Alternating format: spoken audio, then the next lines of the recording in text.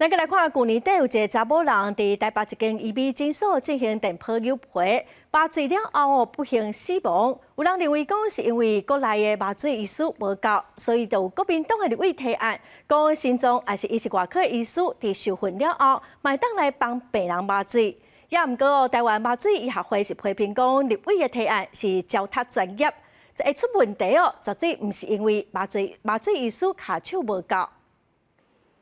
去年底，一个49岁负责人伫台北市一间医美诊所电波诱骗，想不到伫麻醉了后，费用的浓度无稳定，怎雄死亡。外界有人认为讲是麻醉医师骹手无够所致，所以国民党立委苏清泉提案，心脏或者是医师外科医师受训了后会当执行麻醉的业务，不过引起台湾麻醉医学会反弹。所以从头到尾还是那句话，台湾麻醉医师绝对没有不足的问题，是怎么去妥善应用的问题。既然是以这个前提之下，所以立委的提案八竿子打不着啊！一个医美的麻醉事件提到所谓的麻醉审计不足，这根本不一样。吴恩平表示，台湾每10万人都有6.88个麻醉医师，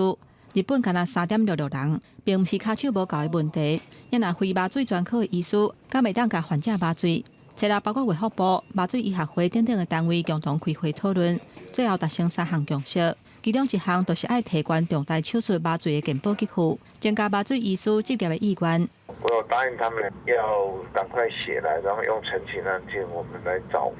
健保署，直接把它调高。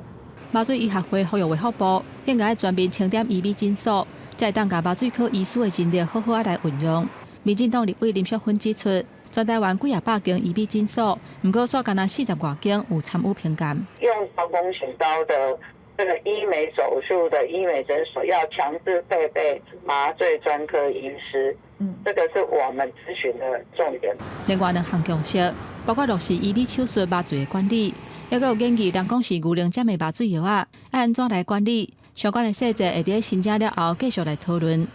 国视新闻台北报道。